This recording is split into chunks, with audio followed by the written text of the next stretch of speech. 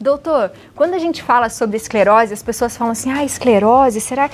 Fulano teve, sei lá, perdeu a visão, mas as pessoas não têm muita noção de como acontece. O que ela é? Perfeito. É uma doença comum.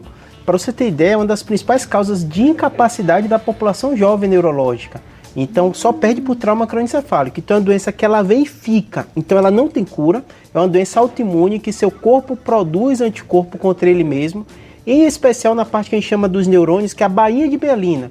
Os neurônios, eles funcionam que nem uma fiação elétrica, aí tem uma capinha que protege, que ajuda na comunicação do neurônio, que é a bainha de mielina. E aí seu corpo produz, é multifatorial, anticorpo contra essa região. E aí a pessoa perde função, como você falou, da visão. Tem até ilustração mostrando aí pra gente, aqui, né? Doutor? Então, isso é o neurônio, né? Então tem o núcleo e tem essa parte que a gente chama de axônio. O axônio é como um neurônio comunica com o outro. Pra você ter ideia, tem milhões, né, de comunicações entre um neurônio e outro, né? Então, toda vez que você tem um problema na comunicação, a pessoa tem um déficit. Pode ser visual, essa parte da visão, um dos principais sintomas que a gente chama neuromielite, de apresentação, então às vezes fica visão dupla, uma visão borrada, né? E é uma doença que às vezes é difícil o diagnóstico, porque às vezes inflama e depois desinflama. Então a pessoa às vezes não procura o médico e demora de diagnosticar. E depois ela pode ficar, doutor? Esse é o grande problema. Quanto antes você diagnosticar a doença, menos sequela o paciente vai ter. Imagine, inflama e você dá um remédio que desinflama, então não vai ficar nenhuma sequela. Mas se não der esse remédio que desinflama, a pessoa pode ficar com algumas sequelas. E geralmente dá nos dois olhos ou em um só? Geralmente um. Começa em um, pode ter dificuldade de movimentação também, né? Dói quando o paciente movimenta, ele fica com a visão dupla, né? Só que como a população jovem, você não tem doença, né? Então você acha, foi porque eu fiz alguma coisa, né? Pega um argumento, né? Ou então deitei em cima de um braço, perdi a movimentação, é assim mesmo, não. Mas é diferente, né? É algo que vem, ela fica, não é tão curto quando você dormiu num braço, né? Que você sente às vezes aquele formigamento, demora um pouco, mas normalmente aquilo depois inflama. O problema é que a forma mais clássica da esclerose múltipla, né? Que você vai ter no surto, então você tem um surto, se você não tratar, pode deixar uma sequela. E além disso, quanto antes você diagnosticar, o paciente pode fazer um remédio que previne ter essas crises. Ai, que bom. E você está falando bastante de jovens. Existe uma idade em que isso pode acontecer, doutor? Que idade é essa? Pode acontecer em qualquer faixa etária, mas é mais comum na população entre 20 e 40 anos de idade, 40 e poucos anos. Nossa. E é mais em mulher, né? 3-1. Então, por que, doutor? As mulheres, elas têm doenças autoimunes com a frequência um pouco maior, então todas elas têm essa característica. É difícil a gente explicar o porquê, né? Mas é sempre essa frequência. E quais são os sintomas? Como que a gente pode entender que pode estar acontecendo com algum diagnóstico de esclerose? Perfeito. O mais importante teve um sintoma novo, em especial neurite, que é esse problema visual, a neuromielite o paciente tem, então ele pode ter uma alteração na visão. Além disso, uma fraqueza motora é um sintoma comum. A alteração sensitiva também é um sintoma comum. Normalmente o sintoma vai e fica, né? Por umas horas, geralmente mais de um dia, e depois aquilo começa a melhorar. E também a alteração do equilíbrio. Então, como a população jovem ela tem que ter uma reserva muito boa, então às vezes ela tem uma alteração e dá uma desculpa, foi porque eu fiz isso, fiz aquilo, e às vezes não procura atendimento. Então, teve qualquer sintoma neurológico novo, em especial essa população jovem, tem que procurar atendimento médico. Eu já cheguei a ouvir também, doutor, algumas mulheres falando assim, eu sempre fui de ir ao banheiro à noite, mas comecei a ir muitas vezes e depois deu um diagnóstico. Então, ou de segurar para ir no banheiro, ou ter vontade de ir ao banheiro e não conseguir, e confunde muito com a infecção. Também tem a ver com a esclerose ou não, doutor? Tem. O grande problema da esclerose é isso. Teoricamente, todo o nosso sistema nervoso central, ele tem bainha de mielina. Então, pode atacar qualquer local. Óbvio que a incidência é maior isso da visão, que a gente falou, alteração sensitiva, alteração motor e do equilíbrio. Mas, teoricamente, os outros órgãos também podem ser afetados. Então, uma alteração da frequência urinária também pode ser. Óbvio que quando a gente fala estatisticamente, tem outras doenças que acabam, como infecção urinária, essas outras, sendo mais prevalentes. Por isso que qualquer sintoma que a gente tenha, que é diferente daquele que a gente acha, né? Mas eu sempre tenho dor de cabeça, tá? Mas já tá vindo quantas vezes? Tudo a gente tem que procurar um médico para saber, de repente, o que é mesmo a doença. Perfeito. Tem doenças que, assim, por isso que desse mês alertando sobre isso, né? É justamente isso, porque tem doenças que ela tem um estigma muito grande, então tem dois extremos. Às vezes as pessoas não procuram médico para saber, e quando descobre a doença, o mundo acabou. Então, mais de 40 mil pessoas no país, né, com preconceito muito grande, até o nome, né? Esclerose, já lembra esclerosado? Não, mas é uma doença que tem controle, tem medicação para evitar ter as crises, né? As mulheres podem até engravidar tendo a esclerose múltipla, porque é nessa faixa etária, né, de mulher que está pensando em engravidar, e ela pode trabalhar, ter a vida dela normal. Então, normalmente, a grande dificuldade é esse, é o preconceito, né, de você achar que vai ter uma doença que não vai ter mais solução, e também do adulto jovem ter um sintoma novo e procurar atendimento médico. E doutor, esses surtos, como que eles acontecem? Pode acontecer, sei lá, eu estou conversando com o senhor e acontecer? Isso, só que normalmente, diferente do AVC, que é aquele clássico, aquele evento muito agudo, a gente já falou sobre isso, né? O aneurisma que se rompe, no caso da esclerose múltipla, um sintoma ele vai crescendo, crescendo, crescendo e de repente a pessoa sente ele de forma mais intensa. Então, muitas vezes, por isso que a informação é muito importante essa doença. Às vezes o paciente é como se ele fosse adaptando aquilo, tá estranho em minha mão, e às vezes, a maioria das vezes, o grande problema é esse, o diagnóstico às vezes é tardio. O paciente, depois que você dá o diagnóstico, ele, então ano passado eu tive, ano retrasado eu tive, então meu evento agudo fica durante alguns dias e depois aquilo vai melhorando. Mesmo na maioria das vezes que o médico não faça nada. Mas se o médico descobre de forma precoce, o neurologista, né, ele faz o tratamento, encurta esse tempo de recuperação, não deixando sequela e além disso ele pode dar medicação que evita ter novas crises. Logo, se o paciente tem menos crise, menos risco de sequela ele vai ficar. Que bom. E se ele acontece de ter a sequela, ele pode realmente perder a visão? Pode perder a visão, pode perder o equilíbrio, pode ter alteração de fala, né? Muitas vezes, isso que é difícil quando a gente fala de doenças que não tem cura, né? Como a esclerose múltipla. Muita doença autoimune é assim, mas ela tem controle. Então, muitas vezes o paciente pode ter um surto, se tratar de forma imediata, ele não fica com nenhuma sequela. Então, às vezes você vê casos de pessoas em forma mais avançada, ou, porque é óbvio, toda doença não se comporta igual, né? Tem essa forma clássica, mas tem também a forma que ela progride de forma primária. Então o paciente não vai tendo surto. Mas é 15%, 85% é dessa forma. Vai tendo crise, né? Então, às vezes, essa forma o paciente pode ter uma sequela, uma forma mais grave da doença. E também é difícil, às vezes, o diagnóstico. E, doutora, a gente tem aqui 2 imagens de ressonância. Perfeito. É assim que a gente faz o diagnóstico? Isso. O exame de ressonância tem até critérios clínicos que a gente fecha o diagnóstico. São critérios de Mactone que a gente chama, que pelas alterações da imagem, o neurologista ele consegue avaliar junto com o resultado do líquido, com a história do paciente. Então o diagnóstico ele é clínico, é a história do paciente e a gente consegue ver. Doutor, vou até falar para o senhor vir pertinho aqui para mostrar para a gente o que é então. A ressonância é um dos exames de melhor qualidade que a gente tem, que a gente consegue ver em detalhe o cérebro. Então a doença que inflama, a gente vê os sinais inflamatórios dela. Então, muitas vezes, por isso que a ressonância é tão importante, e hoje cada vez mais está dando diagnóstico precoce e vendo a relevância dele. Você às vezes vê o exame de imagem e vê as alterações que o paciente às vezes nem teve manifestação clínica. Então, se você tem essa relação temporal de imagens com tempo diferente, num paciente que tem uma clínica sugestiva, às vezes com ele tendo a primeira crise, você consegue fechar o diagnóstico da doença e começar o tratamento para ele. Nossa, que bom. A qualidade de vida dele vai ser muito melhor do que se ele descobrisse tardiamente. Perfeito. E a revolução dessas doenças é essa ressonância cada vez mais acessível, né? A gente sabe que ainda no sistema público ainda tem uma dificuldade, mas hoje é bem acessível, né? Ela faz o diagnóstico precoce e aí o paciente, isso que é curioso do Brasil, né? O Brasil a gente fala às vezes muito ruim do sistema de saúde público, né? Mas tem áreas que ele é referência. Vacina, a gente está vivendo isso do Covid, o Brasil dando show, né? Agora, né? A logística. E no caso de esclerose múltipla também, as medicações são altíssimo custo, cara, mas mesmo que é do sistema privado, acaba sendo tratado e pegando as medicações do sistema público. O Brasil tem uma das melhores organizações do mundo para o tratamento dessa doença. Que bom, doutor. E aqui quando a gente vê a diferença, onde que a gente está vendo a inflamação? Isso, a inflamação, tá vendo? Então, de um modo geral, o paciente tem múltiplas inflamações. Porque não é doença autoimune, então inflama o local, depois melhora, depois inflama outro. Então, qualquer local do cérebro, e a depender do local que foi atingido, o sintoma aparece. Por isso que é tão difícil, né? A pessoa perdeu o equilíbrio, afetou o cerebelo, depois perdeu um pouquinho a visão. Então, a doença é difícil de diagnosticar. E muitas vezes o paciente até tem uma crise no momento de estresse que ele está vivendo, passou por alguma coisa, então, e é mulher jovem, e às vezes o paciente mesmo fica negando, será que é estresse, será que é ansiedade, será que é outra coisa, e às vezes depois de um tempo acaba dando diagnóstico. Muito interessante. A gente tem uma pergunta aqui, doutor, já vamos responder ela aqui no nosso WhatsApp. Vamos lá. Da Elza Alves, de Osasco, São Paulo. Boa tarde, Abi. Gosto muito dessas pautas, deixa-nos sempre informados. Minha mãe tem 89 anos e muda muito de humor. Fica agressiva sem motivo aparente. Às vezes não lembra de nada que aconteceu no dia a dia. É possível que seja esclerose múltipla? Perfeito. E aí, doutor? Essa pergunta é curiosa, porque assim, quando fala esclerose, já lembra idoso. Mas é outro tipo de esclerose, né, que se utilizavam, né? Então, quadros, às vezes, demenciais, que a doença de Alzheimer se caracteriza como do mais relevante, elas aumentam muito a partir dos 70 anos de idade. E às vezes o paciente vai tendo alteração, que vai desde o comportamento, alteração de memória. Então, o quadro como ela, o especial é procurar o geriatra.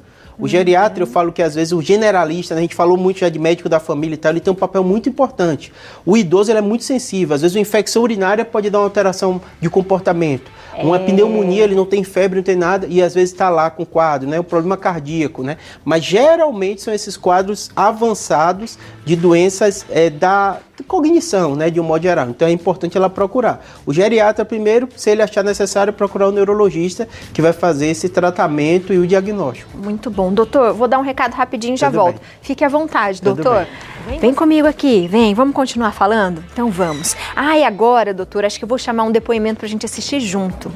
A gente vai conhecer a história da jornalista Solange Guzmão. Ela foi diagnosticada com esclerose múltipla em 2017, após perder a irmã. Ela gravou um depoimento pra gente em que ela compartilha um pouquinho a experiência com a doença. Vamos acompanhar. Olá, muito boa tarde, né? Meu nome é Solange. Eu fui diagnosticada com esclerose múltipla em 2017, o ano em que minha irmã faleceu, um mês depois, né? Eu descobri que eu estava com esclerose múltipla. Eu comecei a perder a visão do olho esquerdo e todos achavam que era por causa do diabetes. Aí, quando eu procurei um neuro, descobriu que a causa era devido a uma neurite óptica provocada pela esclerose, né? Os sintomas que eu mais senti foram esses, né? A dificuldade na visão, né? Um pouco de dificuldade para andar no começo, né? Quando eu descobri, sentia as pernas fracas, né? Muita dor nas pernas, né? Muitas agulhadas nos braços, né? Enfim, fiquei tive um mês de dificuldade em 2018, quando eu tive o primeiro surto, fiquei sem andar. E depois eu fui me adaptando, né? A esclerose não me parou, graças a Deus, né? Eu comecei a encontrar algumas dificuldades, parei por um tempo apenas, mas depois eu voltei ativa novamente, né? Lidar com a esclerose múltipla para mim é um tempo de descoberta de mim mesma, das minhas limitações, das minhas fragilidades, mas acima de tudo lidar com a esclerose múltipla, cada dia viver um passo, acordar e sentir que eu estou viva, para mim é o que há de melhor. Então não tem coisa melhor do que a vida, né? A causa para mim foi o choque emocional da perda da minha irmã, né? Mas hoje eu vivo com fé, com esperança que tudo vai dar certo. Eu acredito que Deus está à minha frente, não tenho medo do futuro, não vivo do futuro. Hoje eu faço o tratamento protocolo de Coimbra, né, que me ajudou muito, que tem me ajudado muito. Me sinto viva, faço atividade física, que é muito importante, né, quando nós descobrimos alguma doença, nós precisamos focar naquilo que nos faz bem. Então, uma dica é viver positivamente, não se entregar, não deixar que o medo paralise as nossas atitudes. Um beijo grande para vocês, fiquem com Deus. Tchau. Um beijo para você, Solange. Nossa, ela falou várias coisas importantes ali, doutor. Primeiro, confundir com diabetes, né? Se você já tem o diabetes, provavelmente você vai falar, eixa, pode ser, que é o que o senhor falou. Perfeito.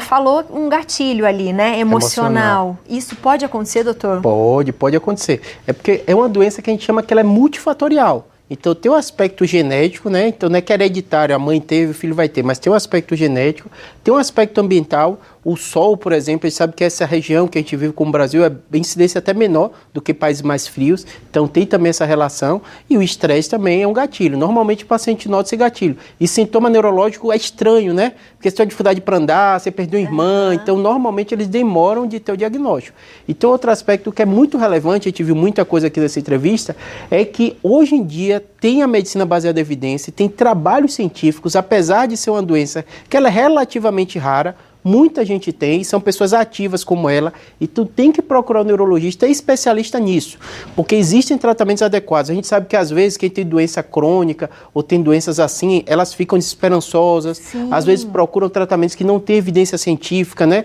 Então procuram qualquer tratamento, esse remédio vai ser revolucionário. Não. Procura aquele médico que trabalhe realmente com a doença, né? Para ele dar o melhor tratamento que tem. É uma doença que acontece no mundo todo. Então, o tratamento que é dado aqui é o que dá nos Estados Unidos, Europa. O Brasil é referência nisso. Que legal, doutora. Ela falou que tratamento de Coimbra é um dos tratamentos, é isso? O ideal é sempre procurar um neurologista especialista em esclerose múltipla, porque na maioria das vezes são medicações que são utilizadas no mundo inteiro. Então, vira e mexe, o paciente procura um tratamento ou outro, mas ele tem que procurar aquele tratamento que é baseado em evidência, que na maioria das vezes são imunomoduladores e são remédios que revolucionaram a doença, que reduz realmente a quantidade de vezes que a pessoa tem a medicação.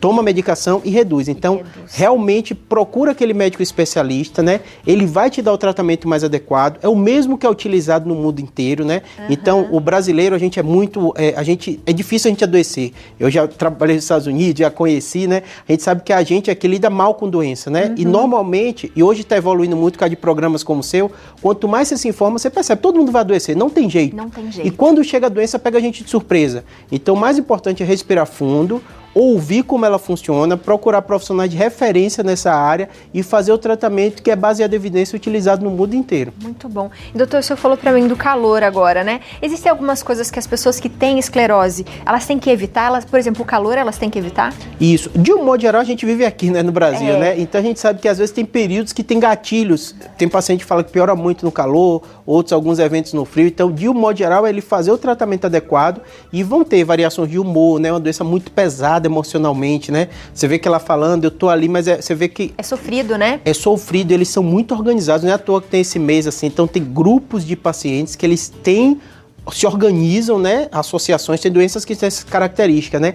E eles estudam, eles vão atrás, eles conseguem meios, eles têm uma atuação política também, por isso que as medicações, inclusive, são liberadas. E isso é bonito, né? Porque a pessoa não deixa a doença tomar conta e vai atrás de buscar os melhores tratamentos e retorno à atividade também. Uma mulher jovem, inteligente, né? Com profissão, ela tem que voltar à atividade. Muito bom. A gente tem mais uma perguntinha aqui, da Tamara de Osasco. Boa tarde, tenho 36 anos e tenho esclerose múltipla há 4 anos.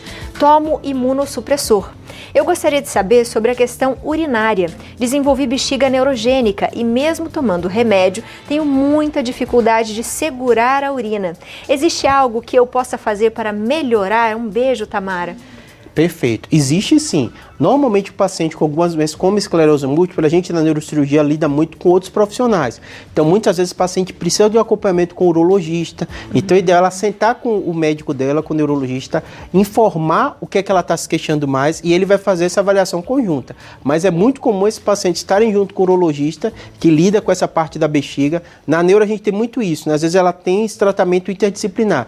Existe fisioterapia urológica também, que às vezes colabora também nesses pacientes. Que legal. A mesma coisa acontece com a fisioterapia, né? Fisioterapia tá é com alguns essencial. Problemas motores. Terapia ocupacional, a gente às vezes fica só no médico, falando do médico, mas assim, a fisioterapia, a terapia ocupacional, na neuro e na neurocirurgia, sem elas a gente não faz nada, né? Porque um paciente como esse, ele tem um déficit, se você não consegue reabilitar, que é justamente resgatar outras áreas do cérebro, do sistema nervoso central, o paciente não melhora. Então não adianta você só tratar a doença, né? Você tem que fazer esse processo também de reabilitação. Muito bom. A gente tem mais uma aqui.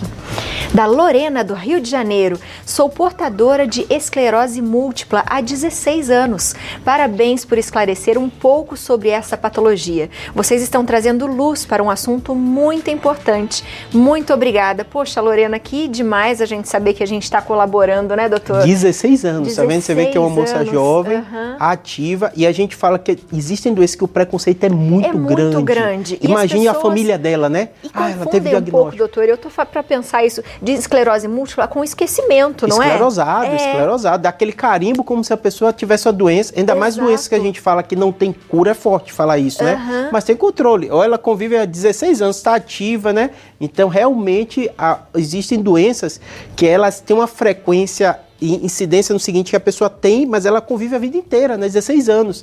Então imagine toda a família que impactou depois do diagnóstico, o pai e a mãe pensando o que é que vai acontecer com ela, como é que ela vai trabalhar, como é que ela vai se manter. Então programas como o seu têm um impacto, às vezes, tão grande quanto um tratamento, né? Porque tem esse aspecto também da família entender o que está acontecendo. O que está acontecendo. Conhecimento é tudo nessa vida, não é, doutor? Isso, sem dúvida nenhuma. Doutor, muito obrigada. Obrigado. Seja bem-vindo sempre à nossa casa, viu? Tudo é bem. Sempre muito esclarecedor. Tudo bem. Aproveita você em casa, segue o doutor na internet, ele faz vários vídeos no YouTube também explicando vários temas, viu? Aproveita aí, ó. É o Neurologia Cirurgia, BR. Neurocirurgia BR, tudo junto no YouTube. E o telefone também, o WhatsApp é o 11 99503 8838 e o telefone é o 11 4200 2300. Ai, muito bom. Neurocirurgia BR, doutor. Muito obrigado. Beijo. Seja bem-vindo. Obrigado. Vamos cuidar, não é? Pois é. E sabe o que é mais legal a gente entender? Além do conhecimento, de tudo que a gente tem aqui, né, que a gente aprendeu aqui, é a gente pensar que a gente não tem que ter preconceito. O preconceito, né, é um conceito anterior. Então, se você sabe, se você tem um conhecimento, você não vai ter um preconceito, não é?